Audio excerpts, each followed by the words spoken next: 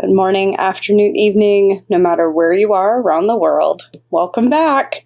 This is chapter 4 of our 4-part series. And in today's episode, we're going to be talking about what it means to be an ally for transgender populations. There's some slight differences between being an advocate and being an ally, and this section is really for thinking about the everyday things that we are doing, not just as patient advocates in clinical settings, but what are things that we can do as friends, as family members, and just citizens in a world where trans people and gender fluid individuals exist. We need to value their existence, and we need to be allies for these populations. So we're going to talk a lot about what it means to be an ally.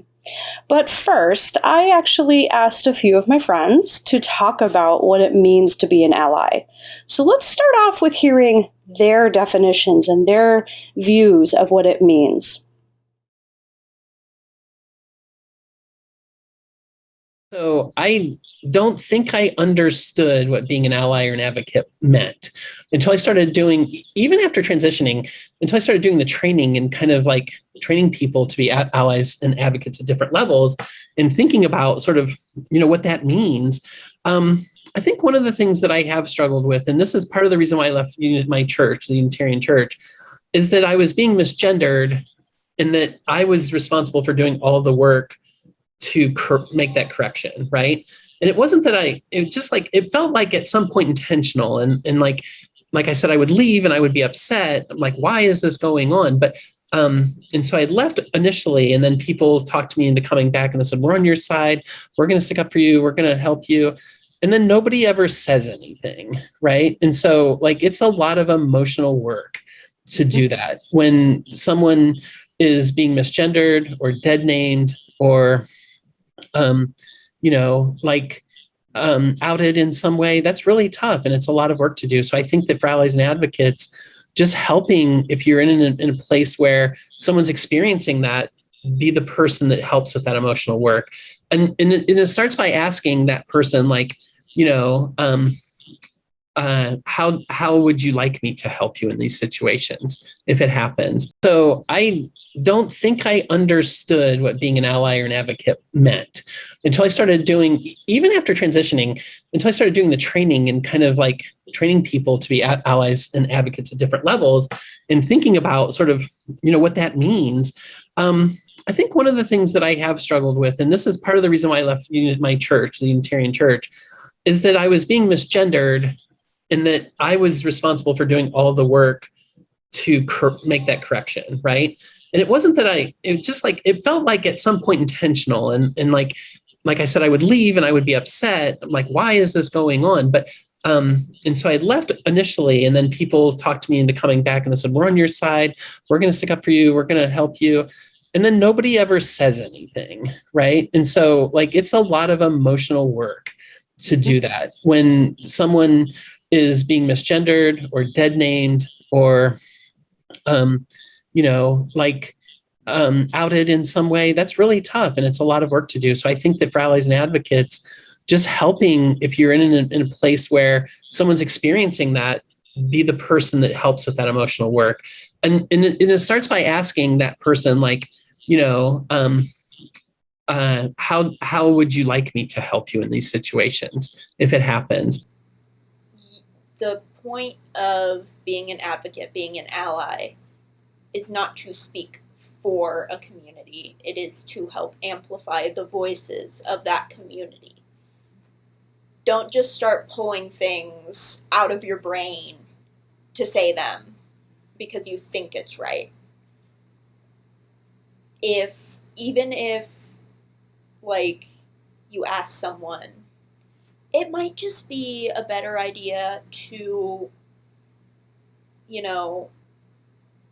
have them explain their take for you instead of, just blabbing and thinking that you're doing advocacy when you're not. So the job of, in my opinion, the job of an ally or an advocate is to listen first and foremost. to listen and try to form an understanding. As you hear from them, there's a lot to being an ally. And I really want to emphasize a couple of points that they bring up. First and foremost, we want to be speaking with these populations, not for these populations.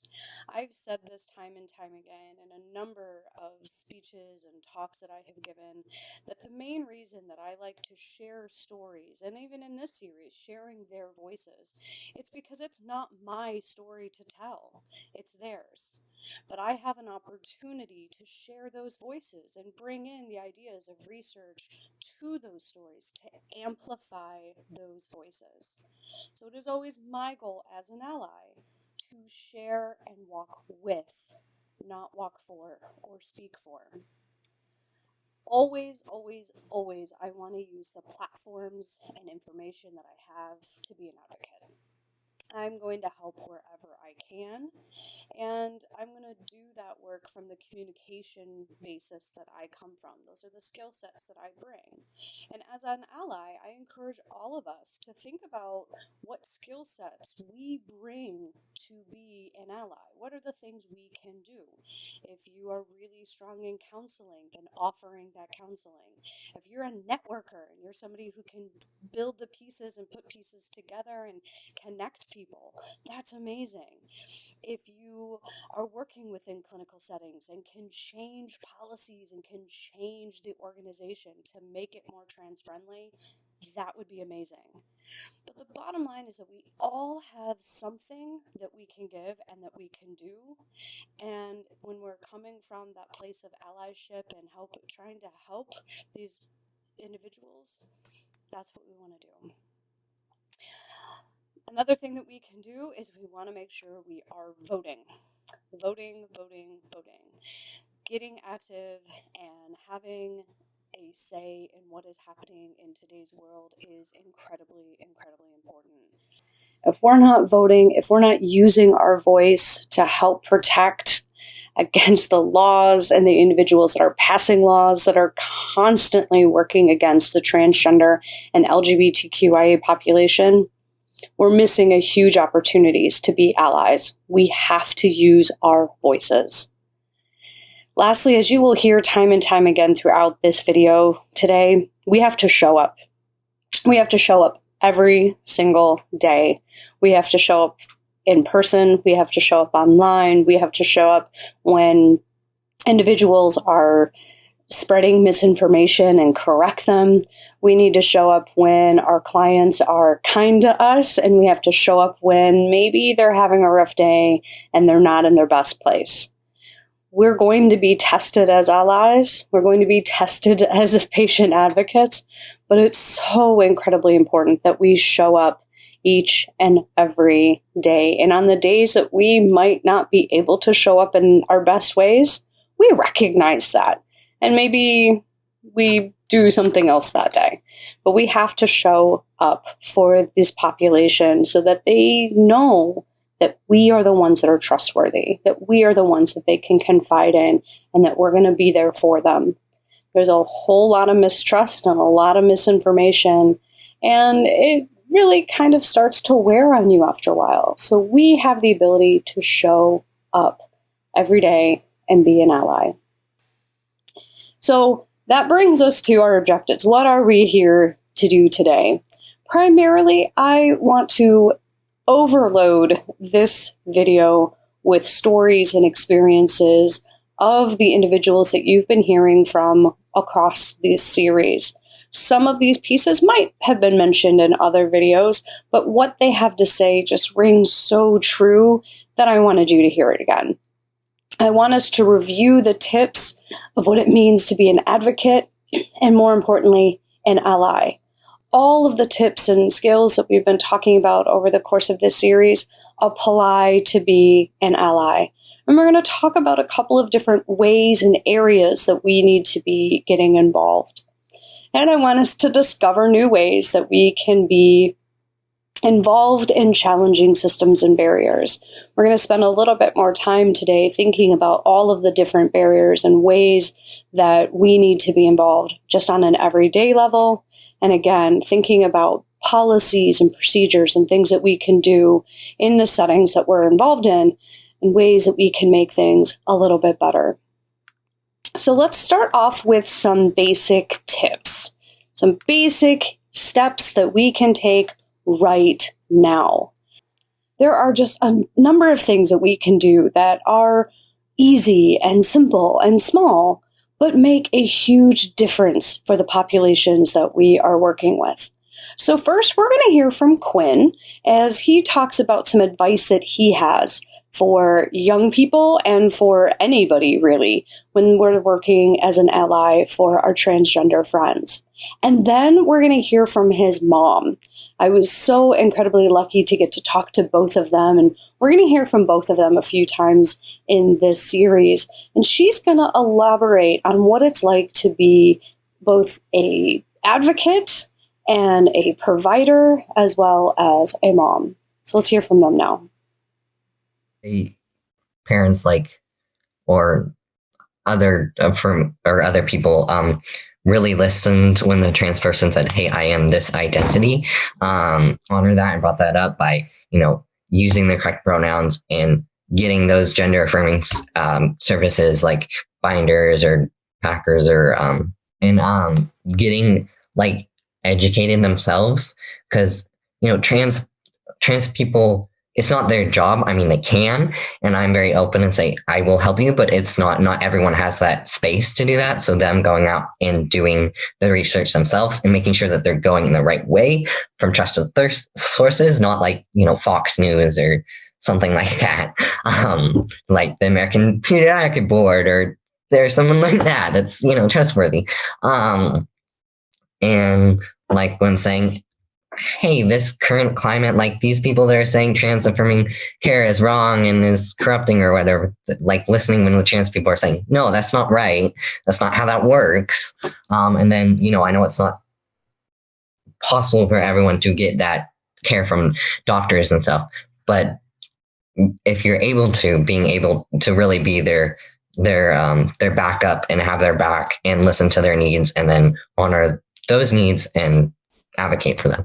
Having your pronouns on your signature block, having that be part of your website, that's an easy way to communicate that you are trans affirming.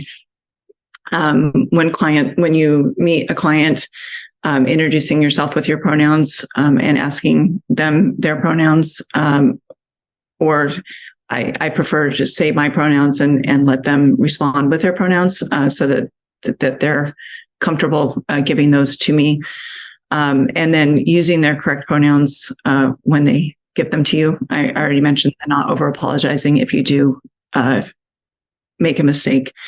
Quinn always mentions tossing out your assumptions about what makes someone trans or non-binary.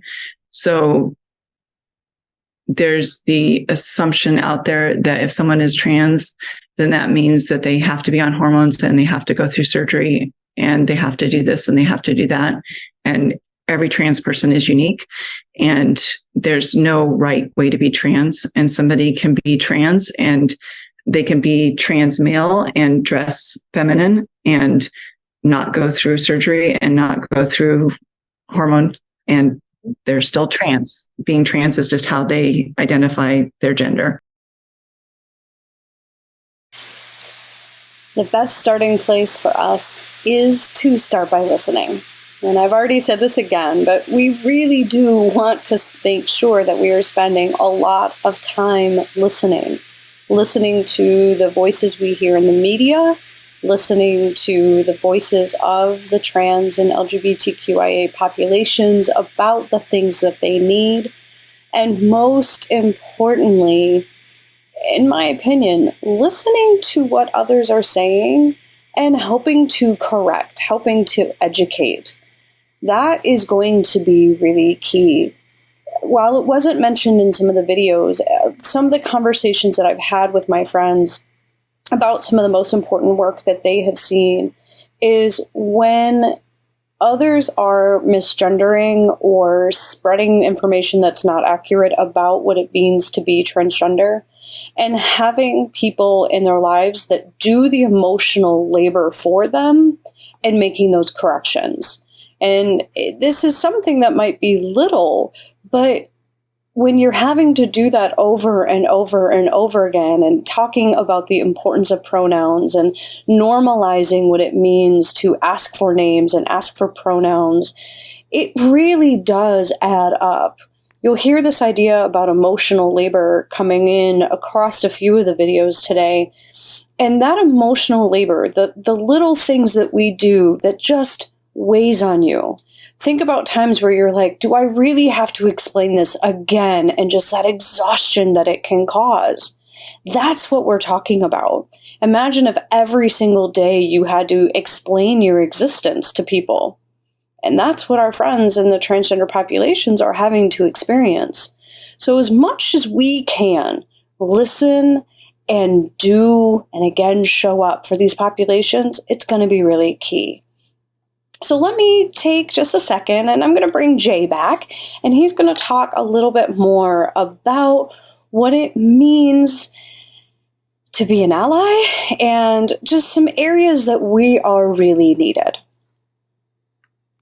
It is easier, right? I want people to be able to have an ID that reflects them. I want people to be able to have, doctors that know what the hell's going on and have medical records that have some sense of who they are, what body parts they have, how you might need to be able to talk to, address, navigate. A lot of my work since 2004 has really been about making it so that all of the tools that allow kids to come out and be supported, easier access to gender affirming care, whatever that looks like. Which, I mean, when I came out, also hormone blockers, not a thing we were talking about. Not a thing that folks were even really thinking about outside of a couple spaces.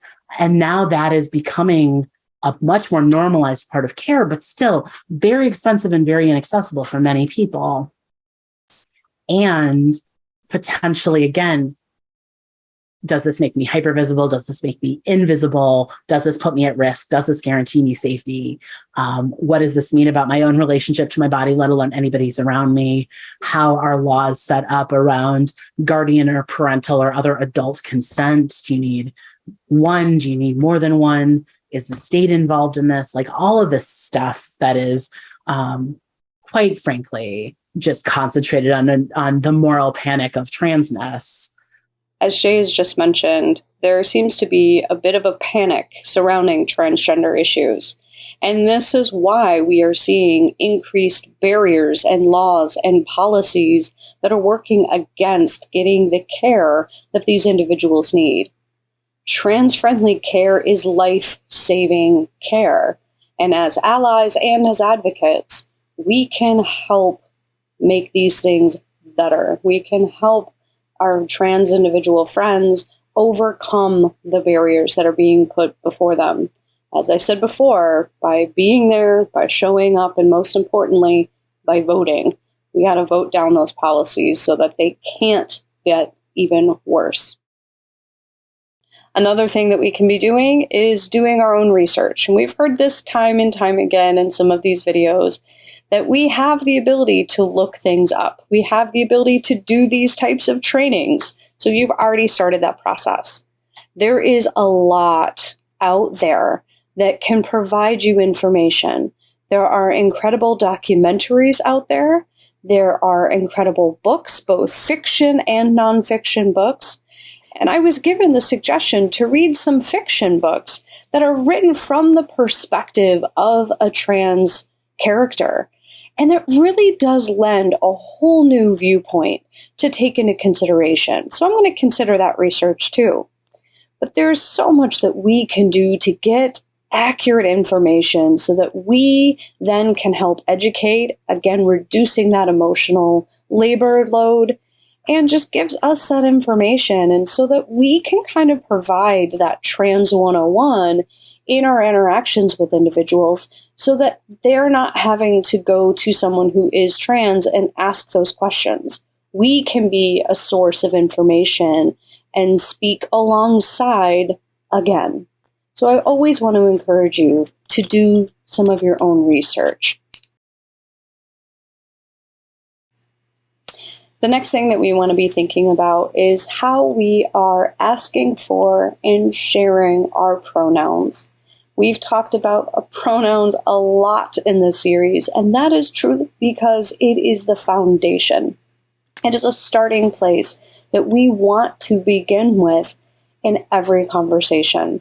We want to share our pronouns, and we want to make sure that we're asking for pronouns as often as possible to anyone, even if we know that they might be cisgender. By normalizing this practice, by this just becoming something that we do, it really helps those in times where it's needed, because everyone's being asked, and it's not like they're having to out themselves by sharing their pronouns when no one else is doing so. So I like to make it a point that whenever I'm teaching a new class, for instance, I share my pronouns and I ask everyone to share their pronouns. And I give a little explanation about why that is important. And that reason why is that I want to normalize it as a practice. We want to value those pronouns and we can ask for them. And then we know, which is then going to help us not make mistakes. But the truth of the matter is, we're probably going to make mistakes, and that's okay. I've said that time and time again. We're going to goof, and it's okay. It's how we respond when we goof that's going to be a make or break for an individual.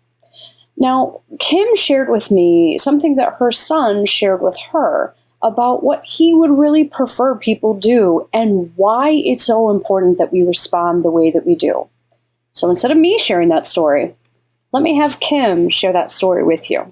When mistakes are made, Quinn says it's really uncomfortable for him when people over apologize.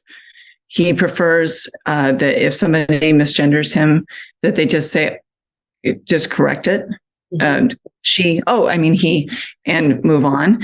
That when a big deal is made, oh, I'm sorry. Oh, I didn't mean to do that. It puts him, who's just been harmed, in the position of having to then forgive the person and grant them that space and do that. And he prefers just, oh, okay, correct it, move on. Next, we want to demonstrate that we see and value the whole person. We've talked a lot about intersectionality and this idea that being trans is just one part of who our friends are. We want to see them for everything that they are, and we want to value all of those pieces. So as friends and as family members, it's really important that we talk to our friends about all sorts of things, that we don't just emphasize the fact that they're trans. We know that, we see it, we accept it, and we move on. And then we just have conversations with the people that are in our lives. We don't always focus in on one particular aspect of any individual. For instance, I'm deaf, and I would really be annoyed if the only thing my friends talked to me about was my hearing aids or my hearing loss or my deafness. That would get really annoying. And as medical providers, we also want to make sure that we're not turning everything back to, well, because of your hormone regimen or because of the fact that you're trans. That's just one part of who people are. So we want to see the whole picture. Lyric had some additional thoughts on this, so let's hear from them about what this means to them. Realizing that someone's gender identity is not all of who they are.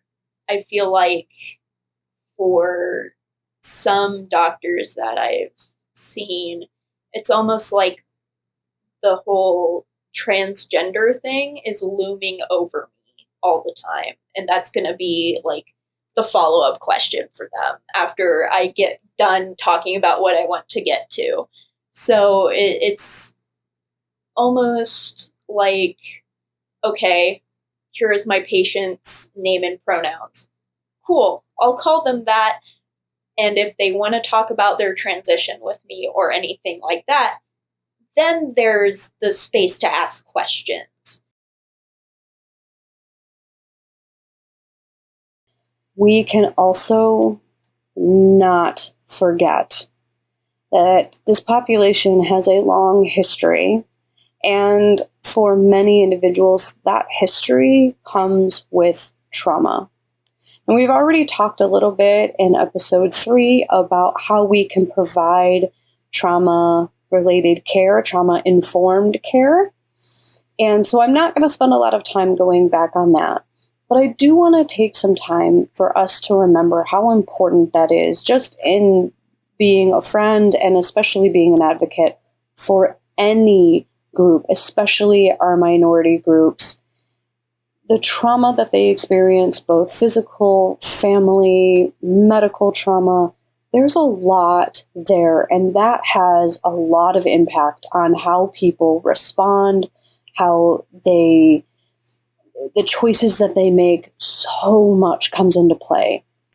And I'm going to have Jay talk about the ideas of trauma and medical trauma and the impact that it's having on our populations that we're specifically working with, our transgender populations. What are some of the things that's happening here that we need to take into consideration? Because this is going to be a huge reason that we need allies, why we need to be friends, why we need to be supportive.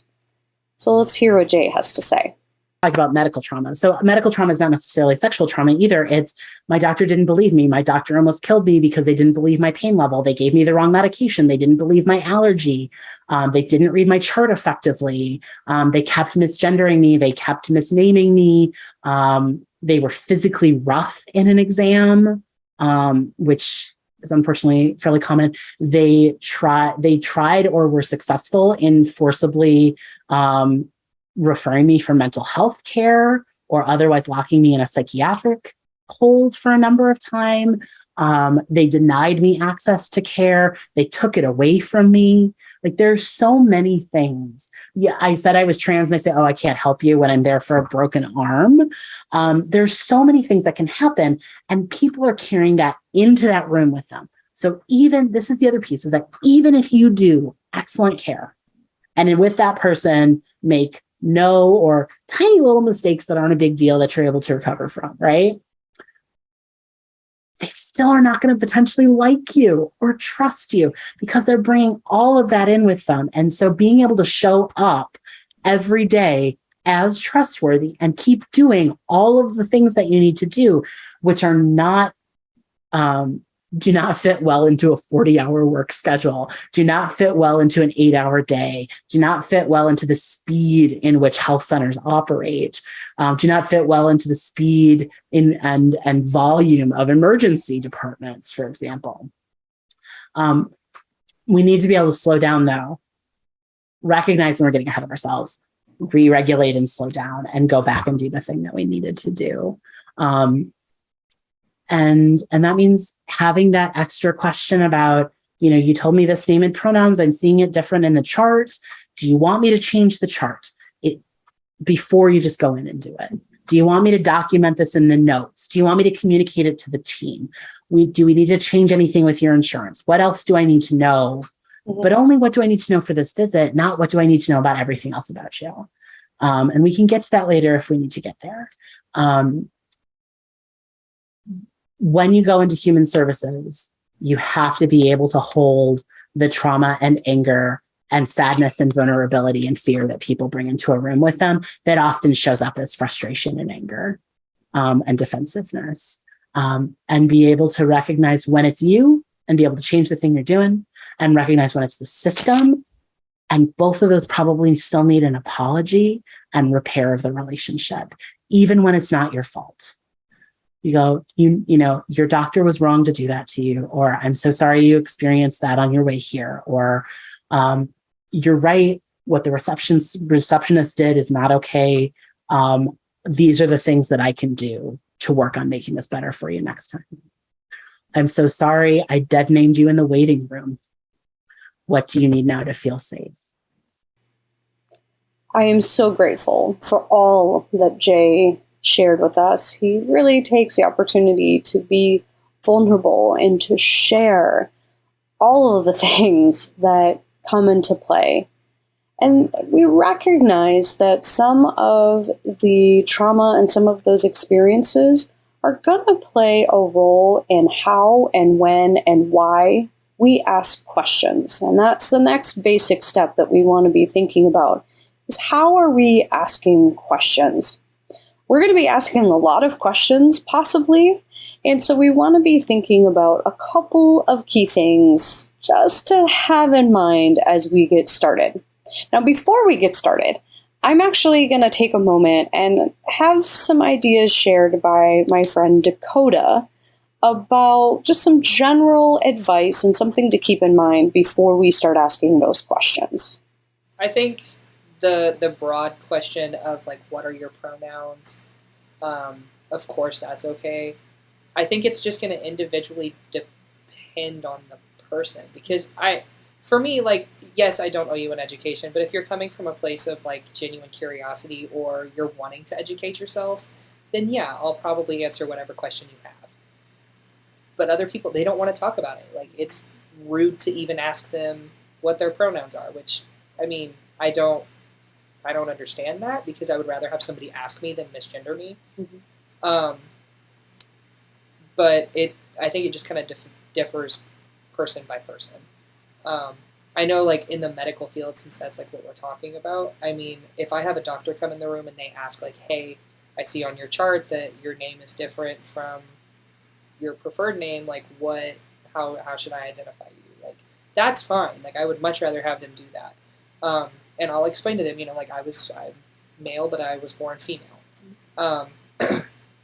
And I feel like that's important in the medical field, just because that comes into play. You know what I mean? But if I'm just talking to Joe Schmo on the side of the road, like, you don't need to know. As Dakota has just mentioned, there are times when we can ask questions, and there's times when, maybe we shouldn't. There's also a good point that I think he brings up about not every question is going to get responded to the same way. Some people are perfectly fine with you asking their pronouns, and other people might just be having a bad day, or they're just overwhelmed or emotionally overloaded because they're constantly asked this. So we need to recognize that not everyone's going to respond the same way to every question. We can keep a few things in mind. Always, we want to be asking questions for care, not curiosity. You've heard me say that a lot, but we want to make sure that we're asking questions that are going to enhance the communication that we have with that individual. If this is in a medical setting, things that are going to enhance our care. If we are from that friend setting, ways that we can help them where they are, and questions that are going to improve that friendship, improve the way that we can support them, but not just out of curiosity. We need to be prepared to answer, and we need to be prepared for their answers. There may be things that they share that we weren't prepared for, and that's going to be part of natural communication. There may be times where we're not prepared for what they're going to say. But we do need to have some understanding and some research that we've done previously to understand what their answers might be to the questions that we ask. And we need to be prepared to do something with that information, especially in those medical settings. We have a plan for getting them resources. If we say, do you need this type of support? What kind of support do you need? We should really maybe have a plan for how we could do that. Even if that plan is, wow, I'm not exactly sure, but you know what? I have a couple of ways that I think I might be able to find that information. And just really kind of have a plan for what you might be able to do to help when you are asking those questions. And as I've talked about a little bit before, we want to make sure that we are normalizing this idea of asking about pronouns. Lyric had some really great things to say about this and why it's important to do this. So I'm going to turn it over to Lyric now so we can hear their thoughts on this process. I think one of the biggest things I would say is start normalizing asking your patients what their name and pronouns are. Even if they pass as cis, or, you know, they might be cis, asking them that and normalizing that will make leaps and bounds in the comfort of trans and non-binary patients. And I've been trying to push for, you know, normalizing asking people's names and pronouns, even outside of that, because that's important to me. Because then it's not me othering myself at that point when I introduce myself and I'm the only person saying my pronouns.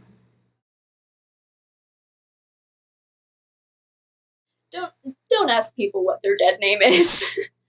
don't ask people what they used to be called. And don't ask people what's in their pants.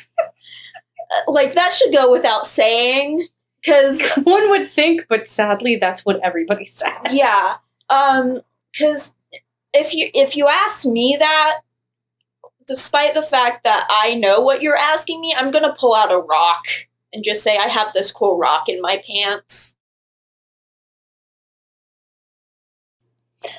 A lot of what it means to be an ally is to offer support, to be a place where an individual can come and confide and lean on.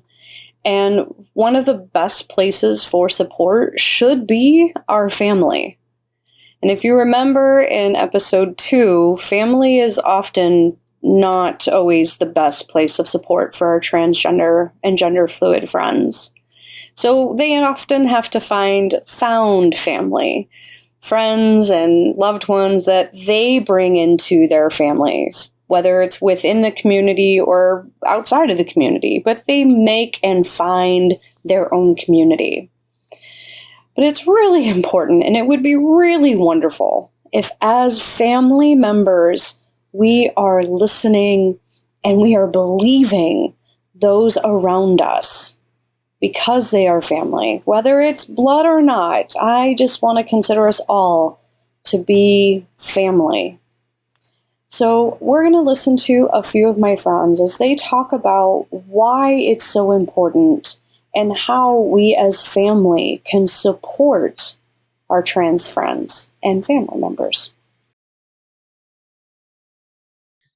Not doubting somebody who knows who they are, right? Like, if you're questioning your gender, you're not going to come out of it on the other side and be like, oh, this is fun. I want to change my gender and upend my entire life and make you know what I mean? Like, it's not an easy thing to do. And so when people are saying they're trans, even at a young age, like, they just need to have the room to explore what that is. I told one of my friends whose child came out as non-binary, and he just couldn't wrap his head around it. And I was just like, look, I'm like, they're either going to continue to be non-binary for the rest of their life, or if, as you say, at some point, they're going to figure out they're not, they're going to, you know, go back to their birth gender. I'm like, either way, you have to support your child, because if they can't come to you about this, they can't come to you about anything. You're going to lose that trust. The parents need to support their kids and listen to them, and let them kind of figure things out, and also show them support that they need. I know many kids don't have that support, but I can't imagine not responding. Your kid tells you what they need, right, and they know themselves. And our job as parents is to support them. And yes, you need to ask questions, and you need to do research, and you need to understand.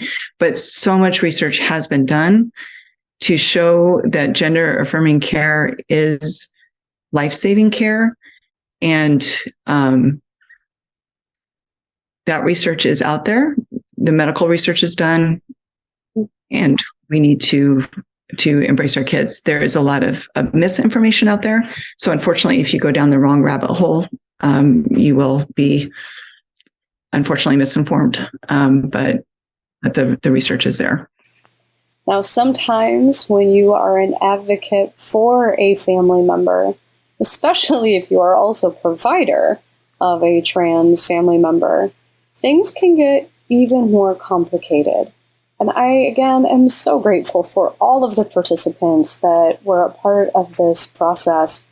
But I really am so incredibly grateful that I had the opportunity to meet Kim, because she's going to talk now about a situation where being an advocate and a mom were a little bit challenging. And I think this is a really good example for all of us to hear about what it means to be both and the complications that that can create. And she's got some good advice on how she dealt with that. So let's listen to what Kim has to say. We went in for possible appendicitis, and the ER team kept misgendering him. And it was really uncomfortable because I was worried about him. So there was that. And then two, I was worried about the medical decision making that was being done. And so, and I had concerns about the wrong decisions being made, which I still don't think the right things were being done. So that was happening. And then three, he kept being misgendered. And I didn't feel like I did a good job speaking up for him or handling that correctly. And I was in this weird dynamic in my head of wanting to make sure that they were paying attention to his ovaries because they're right next to the appendix. And so wanting them to be thinking about his ovaries and wanting them to keep in mind that he had ovaries, and getting confused about how gender was going to play into that. And that was complicated. And then for my own sake, being in the patient spot there as opposed to being a professional advocate, because I was the mom, I was feeling more powerless, and being concerned about being the difficult mom and offending people by being too vocal or too difficult with the corrections there also, and already in that vulnerable position of being it was just difficult.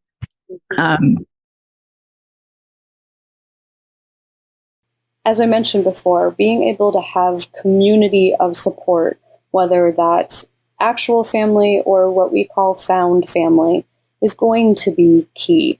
Having that support is what everyone needs. And now Quinn was lucky that he really won the family lotto with a family that listened to him right away and supported and helped guide him throughout his process. We recognize, though, that not everyone gets that. So Quinn talks a little bit about the importance of found family and what community means. So let's listen to what he has to say now. I don't like to tell people like everything's going to be okay because I don't know that. But I do know that there is community out there, and I do know that there is LGBT kind of has a very strong found family kind of culture. So I know there is found family you can find out there, and there is support, and that, community is really, really powerful. And I'd really encourage them to get involved with the community so you have those supports around you. And then community could help you find resources to other things. So building that community that you can get through what is happening right now. That it's really, really hard, and I honor that, and I also know that you can get through it. And that remembering that just, I guess, your existence is an act of resistance. So remembering that even though everything feels really, really hopeless, and I can't imagine what it feels to be in those states right now. Just being in California and hearing it is terrifying, but I can't imagine living in that. Is an act of resistance. So it is not all hopeless. The LGBTQ community is really strong, and I have confidence that we will get through this. Now, whether we are friends or family, advocates, patient advocates, allies, no matter what role we are playing, offering that support is going to be absolutely key. And showing up is going to be key. And bottom line, what's really important to understand, and something that Claudia mentioned to me just in conversation, is this idea of you don't have to understand to do it, to do this work. We don't have to understand what it's like to be trans. We're never going to fully understand what that is until we really, really talk to individuals who share that. Or it just may be that we maybe never fully understand because it's not our lived experience. It's their lived experience. But the bottom line is, we don't have to understand all of the aspects of it. We just show up. We just do the work. And I keep this in mind when I'm having interactions with individuals who are just like, well, I just don't understand this pronoun thing. Great. Here's the key. You don't have to understand it to just value someone's pronouns. You just do it. And that's all we need to do. And I'm going to have Jay talk a little bit more about the things that we just need to do. We just have to show up and do the things. And Jay's going to talk about some of that stuff that we just need to do. So what I really, it's less about I want folks to understand and more I want folks to be able to do.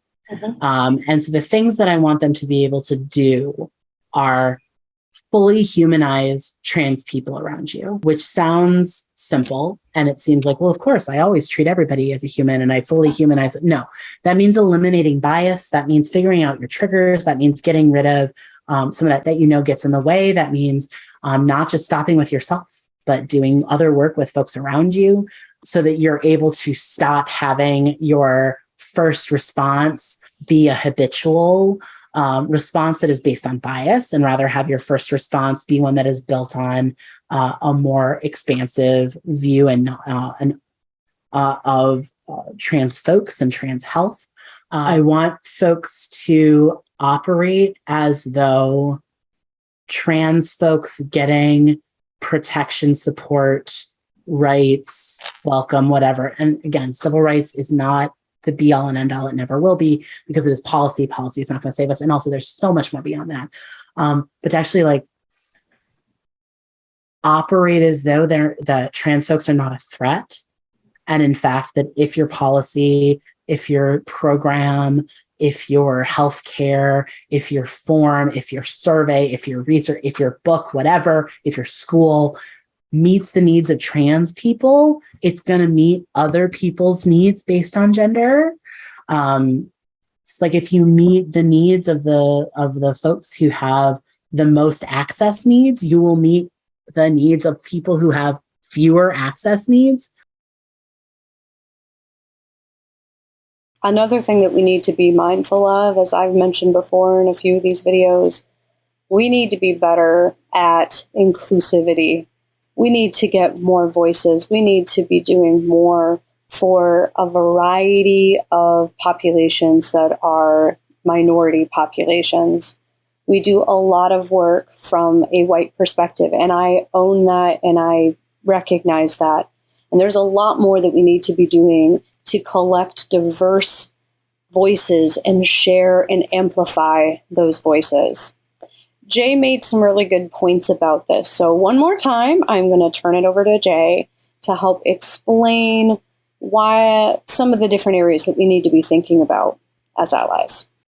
I also I do not believe it's possible to reach trans-inclusive, trans-friendly care institutions, trans-welcoming institutions, trans-inclusive education, whatever language we want to use, unless we are also working on all the other systems.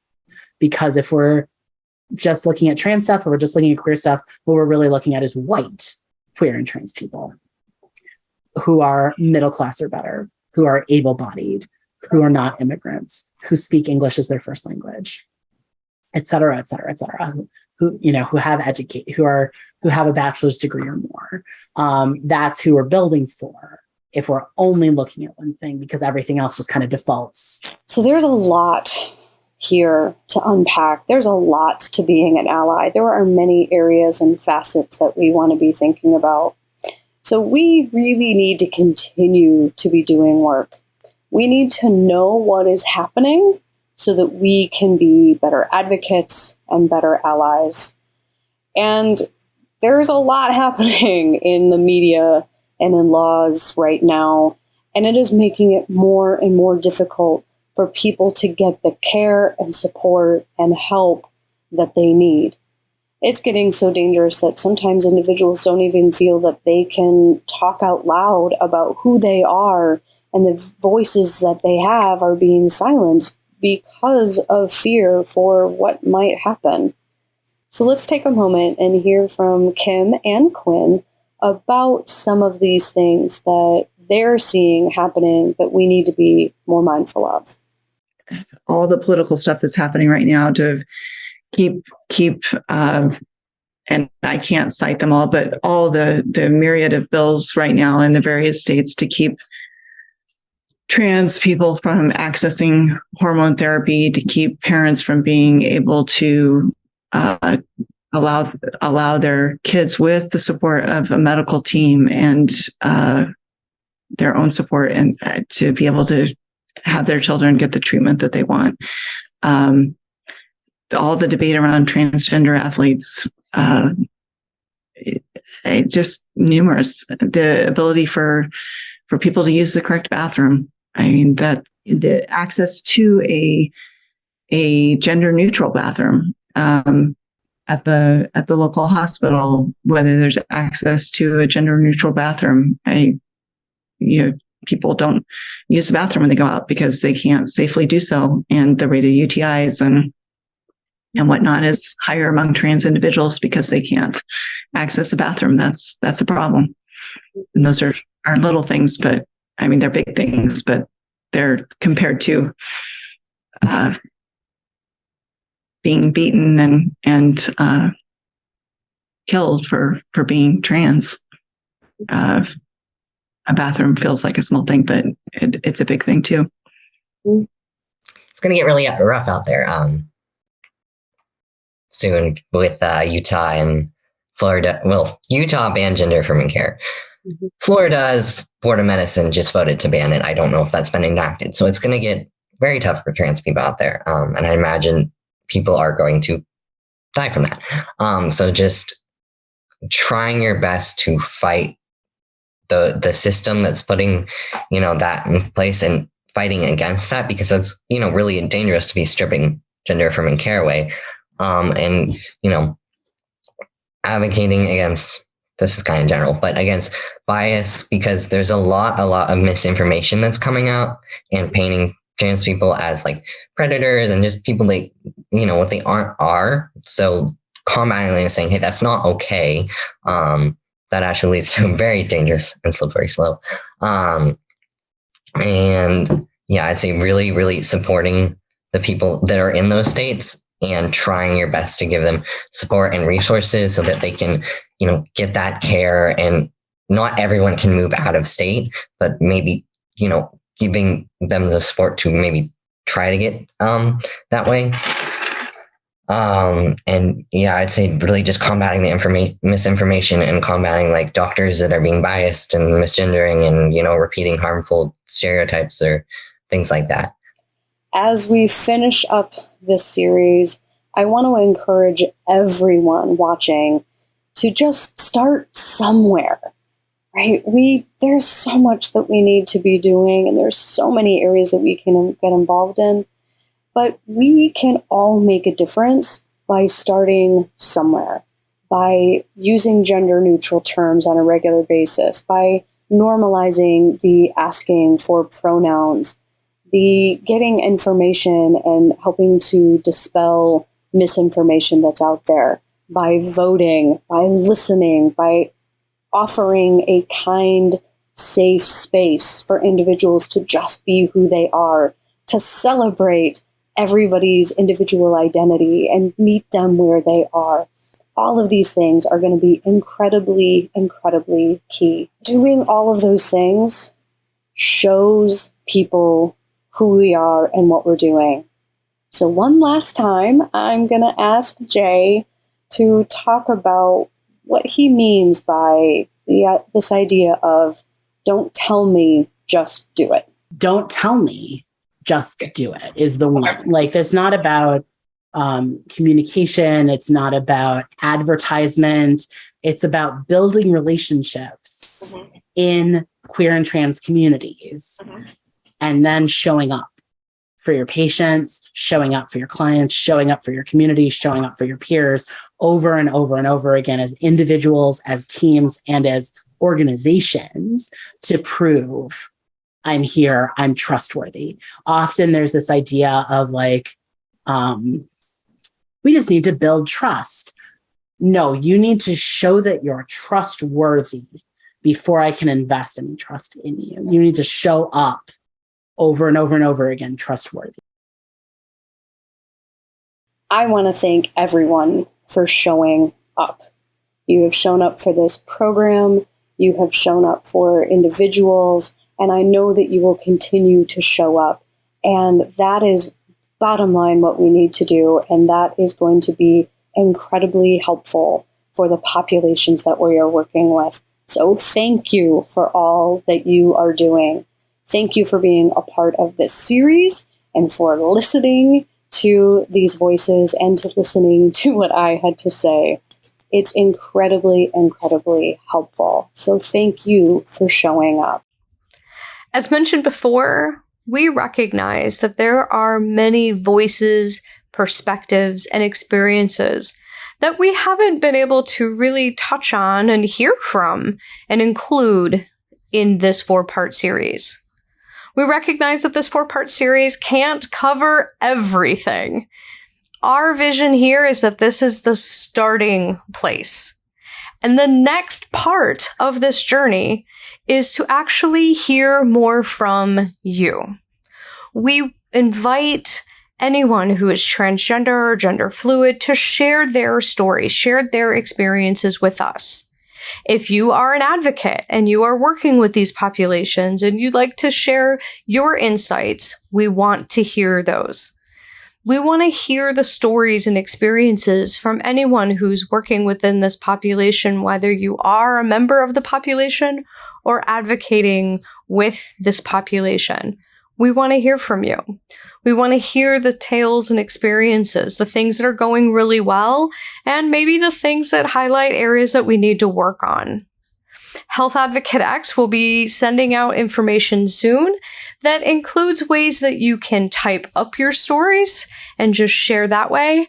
Or if you're willing to be vulnerable and share your voice, your face, whether it's audio or video, we're going to have many opportunities as ways for you to share your story.